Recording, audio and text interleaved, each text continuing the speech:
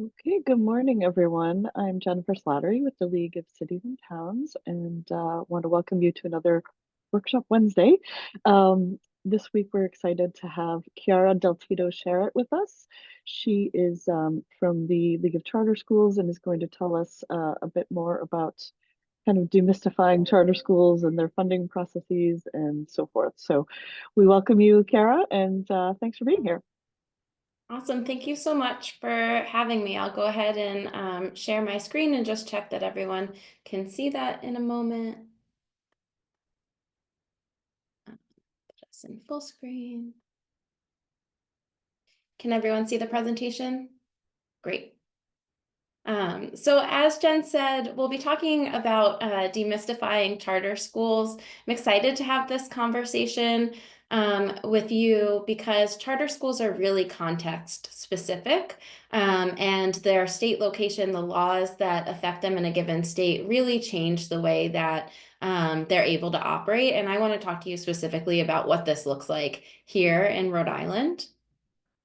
Um, as Jen said, my name is Chiara Del Tito Sherritt, the fourth executive director of the Rhode Island League of Charter Schools, which has been around just over 20 years. And just like your league, we're a group of members that come together, all of the superintendents of the charter schools in the state, that really work on advocacy together, sharing of best practices, training, and really trying to establish a voice for the sector. And so a question that you might get, that I know I get often, is just generally, what do you think about charter schools?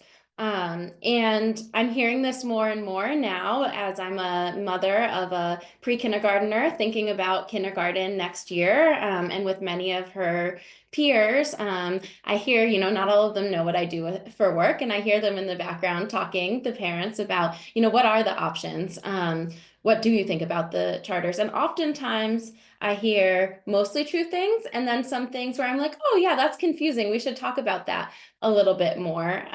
But what I want to share with you today is that charter schools are not an educational model. They're a governance model. And so when you're talking about what is a charter school, the things that bring them together are not their style of teaching, or the specific kind of practices on the ground. It's more about the way that they're structured in terms of the boards that they report to, the accountability that they have to the state, et cetera. And to me, asking what do you think about charter schools, especially when you're talking at a national level, is pretty equivalent to saying what do you think about traditional public schools. It's a really nuanced answer that I can provide, and I hope that today, in talking with you all, we can dig into some of that nuance together.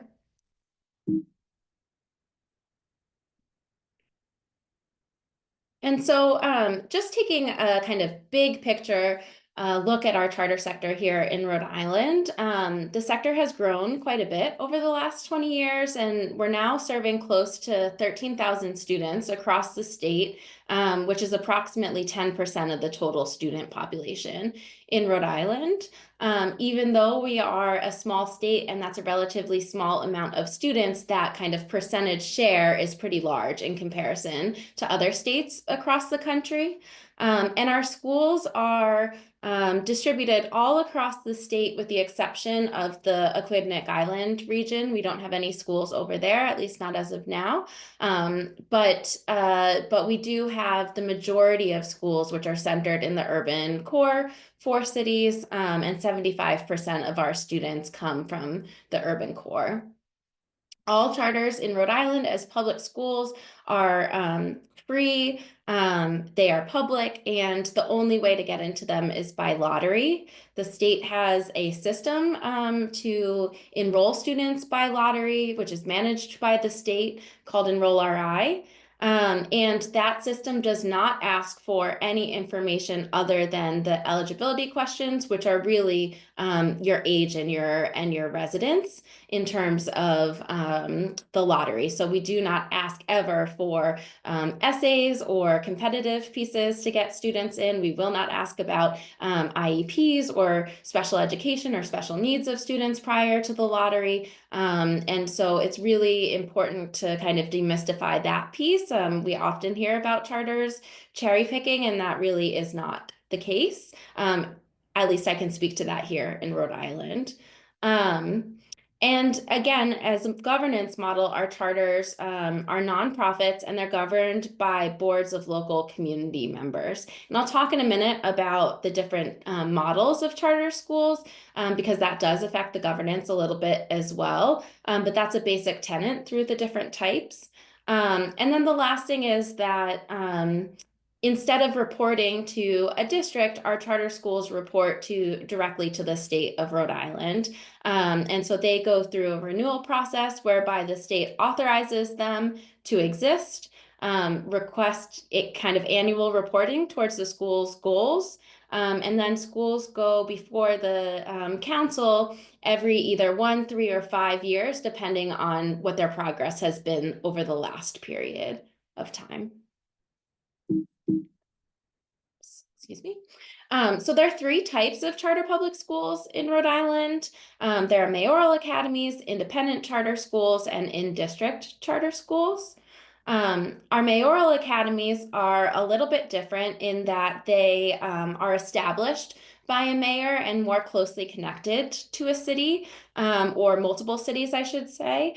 In Rhode Island, these are generally intentionally diverse schools pulling from multiple different communities. And as the sitting members of the board, the mayors play a critical role in the oversight of those schools. We also have the independent charter schools, which are the majority of our charters here in Rhode Island. And these are schools that are not connected to a mayor in that way, but are attached to a community board of leaders that holds a charter to operate the school.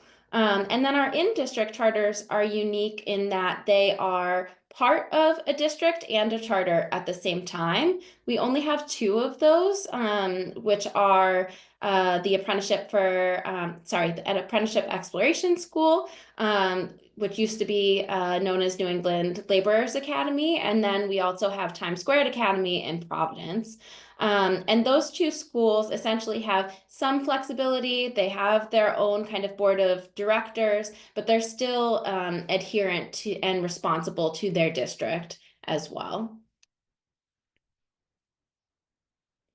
And when you look at the population of students served by our charter schools, you'll see that we serve higher percentages of economically disadvantaged students and multilingual learners than the state average, and similar percentages of students with disabilities. These numbers, of course, just like in traditional public schools, look different depending on the schools that you're looking at, right? We have many schools that have higher percentages, significantly higher percentages of multilingual learners or economically disadvantaged students. We also have some schools in South County that serve less students from those backgrounds, but have higher amounts of students with disabilities. And so really just thinking about this as an aggregate, but oftentimes we hear, charter schools don't serve high need students. And, my hope is that you can take away from this that, that is not actually the case here in Rhode Island.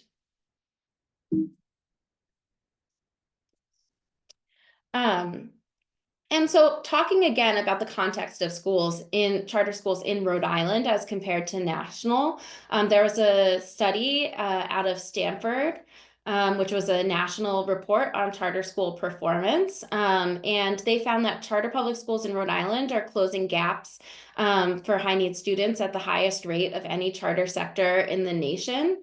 That said, our charter schools still have a way to go in terms of their performance overall, just as many of our traditional public schools do. Rhode Island's also nationally recognized for its authorizing practices, which hold a high bar for new application approvals and renewal protocols. In many other states, there are multiple entities which can allow charter schools to exist, such as universities or local districts. And in Rhode Island, the state is the only body that can authorize a charter to exist. And in Rhode Island, charters are held to a pretty high bar in terms of academics, et cetera, when they come up for renewal, as compared to some other states where that isn't always the case.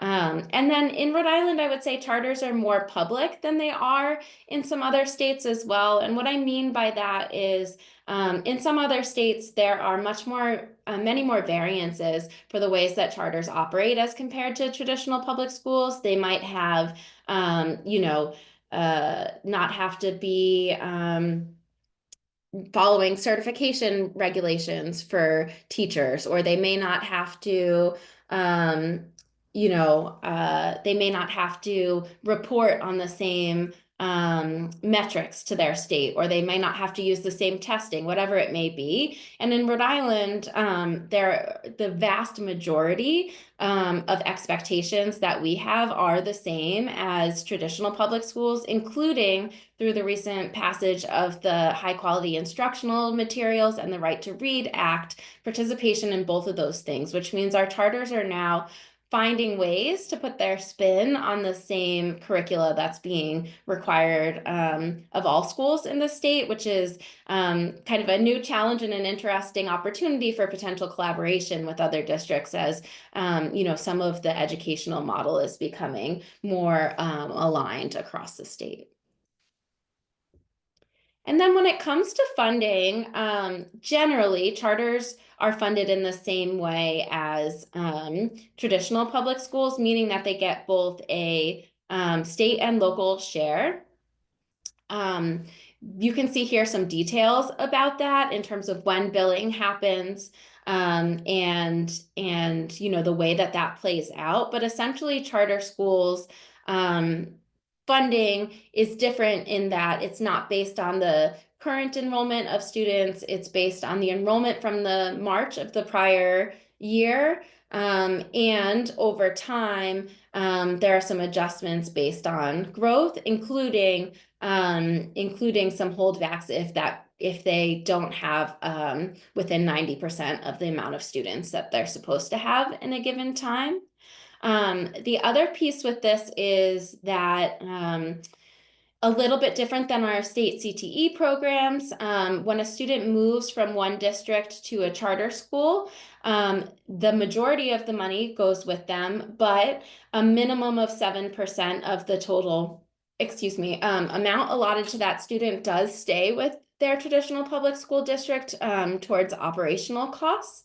And for our mayoral academies, that number can be significantly higher based on the way that the law is written. And so, for example, in Woonsocket, the Rise Prep, 63% of their local tuition remains with Woonsocket as opposed to going to the school because of the way that those calculations are done. And we'll have time for questions at the end if you want to go into more detail about that formula and the way those figures happen. And I would say that when it comes to expenditures, in general, the costs are similar for charters and traditional public schools.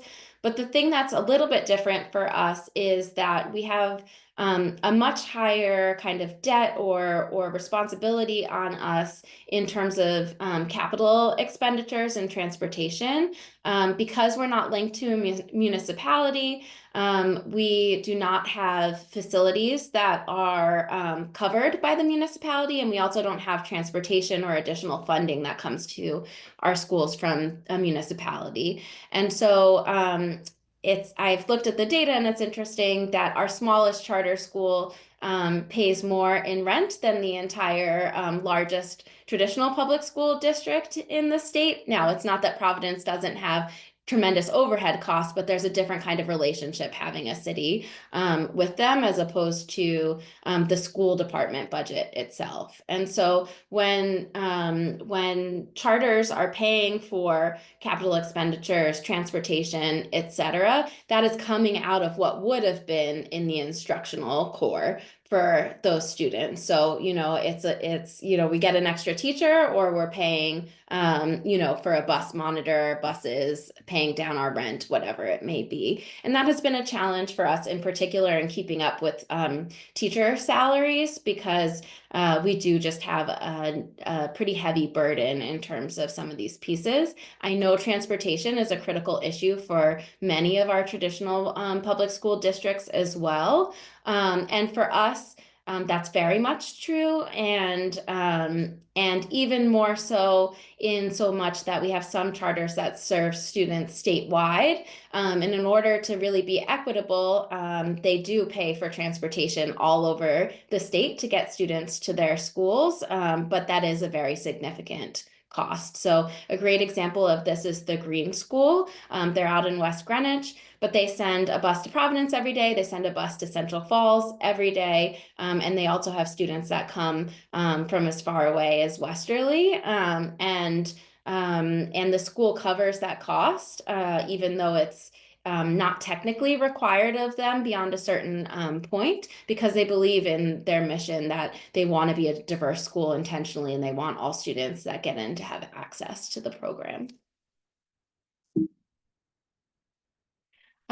And so again, going back to the way that the schools are funded, when it comes to the state aid, this is another pretty significant difference. Instead of all students coming to a charter school having the same amount of funding come to them, they receive what the student would have gotten in their sending district. And so you can see that for the state share, we would see a pretty different amount in terms of a student coming from Narragansett versus a student coming from Providence if they were going to the same school that serves students statewide. And so the state would be providing, almost $11,000 for a student in Providence, and under $2,000 for a student in Narragansett to come to the program.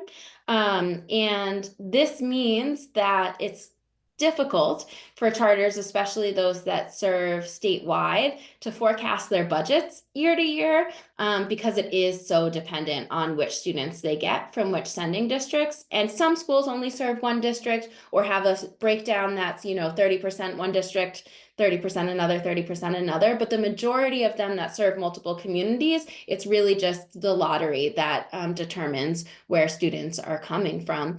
And so you see some pretty significant differences there. And of course, in addition to the state aid, the remaining costs then come through local tuition, which is affected then by that holdback that we discussed before. I know that charter schools and traditional public schools in our state often get pitted against each other in terms of the finances. And I'm hoping that folks can take a step back and realize that we have a bigger picture issue here in Rhode Island in terms of our funding formula, which is that when you look at the data, there's no statistically significant relationship between student need and the amount of money a student's getting or in a given district during the year, which means, it doesn't matter that our districts that have higher percentages of students living in poverty, multilingual learners, et cetera, have those needs, and that we have some weight in the funding formula. It does not offset the difference in the need enough. And so when we're talking about, the impact of charter districts on traditional public districts, I think it's important that we're also talking about, are we as a state giving an adequate amount of funding to begin with for our students? And beyond that, how are we driving resources to the highest need students? And for the League of Charter Schools, I think that our goals are in terms of advocacy and finance are very much aligned to that. Those of most of our traditional public districts who are trying to drive resources to those students who need them most. And so, I think this is something that I want to elevate and call out, that like much of the advocacy that we want to do is not around charter specific things. It's around things that are good for all students and especially good for those students that may lack access to high quality educational opportunities or may need additional supports to get those opportunities, just in the same way that traditional public districts would. And so really trying to emphasize that, like, I do not see our charter public schools and traditional public schools in this adversarial match. Truly, we are part of an ecosystem, and we need to find ways to better collaborate to advocate for what the system needs, especially for those high need students. And our advocacy agenda, really, because of that, always has these two principles, which is that we will always be advocating for at least one core issue that is good for all public school students. And then there are unique things related to charter public schools, like those facilities, transportation, et cetera, that we will be advocating on behalf of. But we want to be clear, as things come up, adding a weight to the funding formula for students with IEPs or talking about transportation costs, whatever it may be. Another one that's come up has been universal free lunch. As these things emerge and they're being brought to the fore in terms of what the traditional public districts are looking for their students, we want to be shoulder to shoulder with you advocating for those things, and also recognize that there are some specific burdens that are placed on our schools that we need to advocate for as well. And so I wanted to make sure that we had plenty of time for questions, and I haven't been monitoring the chat, so I'm not sure if any came through there, but I will stop sharing my screen and happy to have that conversation with you all. Looks like there were two questions that came through the chat. Great. Margaret, do you want to take yourself off mute, or should I just read your questions? I can come off mute because I know when Great. you type in a question at the time when something's being presented in the Sure. context, it gets lost. So hi, my name is Margaret Richards, school committee for the Bristol Warren Regional School District. I have 3 kids in elementary school. You were talking about transportation, and you gave an example of, I want to say it was Dartmouth,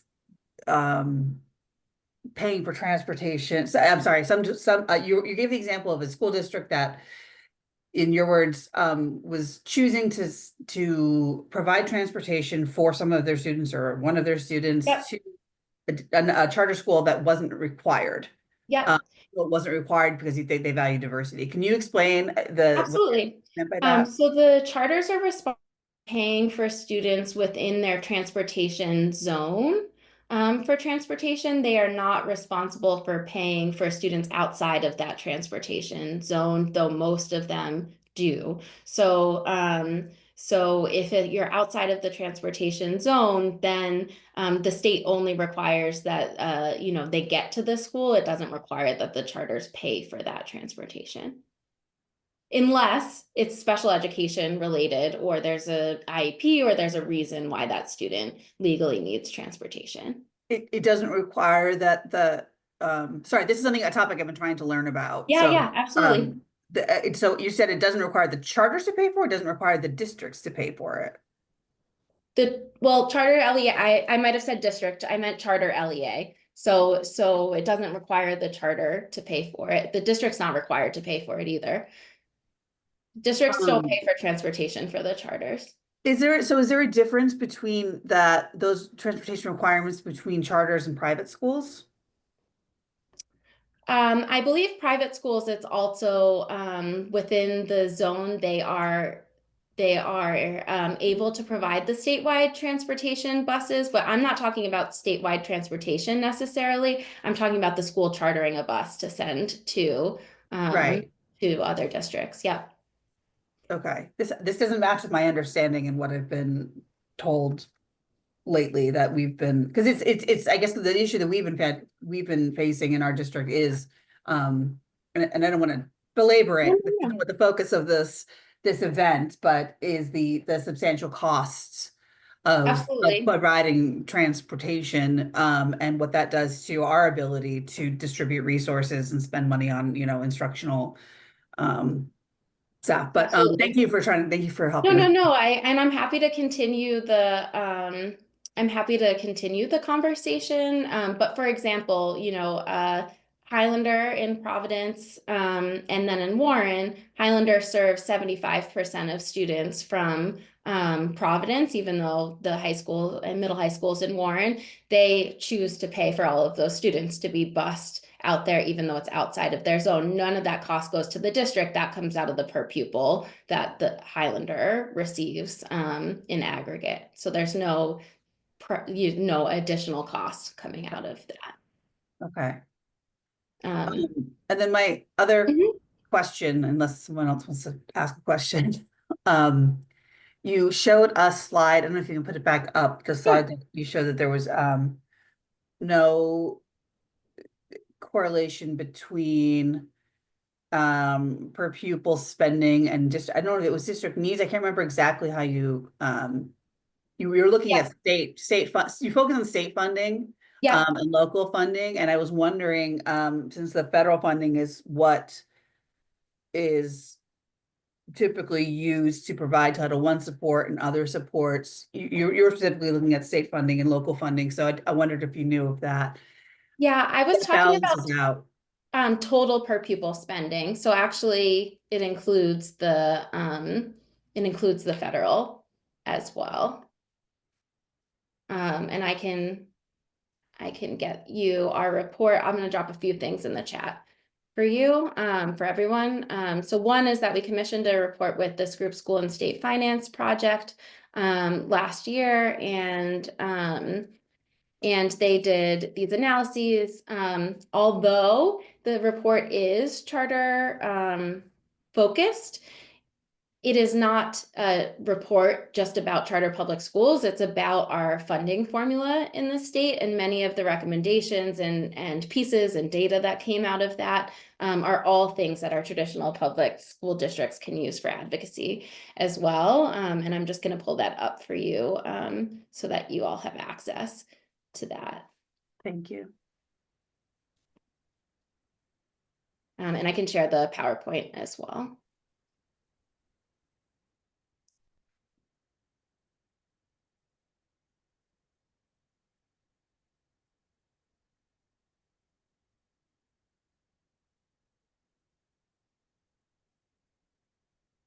Any other questions?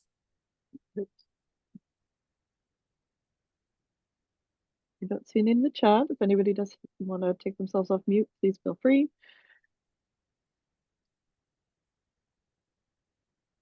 Hearing none or seeing none, I will go ahead and say thank you to Kiara for joining us today. This was super informative, and we'll continue to have these kind of conversations, and we certainly appreciate you. I think much was demystified. Thank you. And So I will ensure that you, Jen, have all of the materials so that you can distribute them. And also, I'm very happy to have a one-on-one conversation with anyone about any of these pieces of data, the system, etc. perfect. All right. Well, thank you so much for the presentation, and thank you to everyone who joined us today. Thank And you. I will make sure that everything gets distributed. Have a great day, everyone. Perfect. Thank you. Thanks.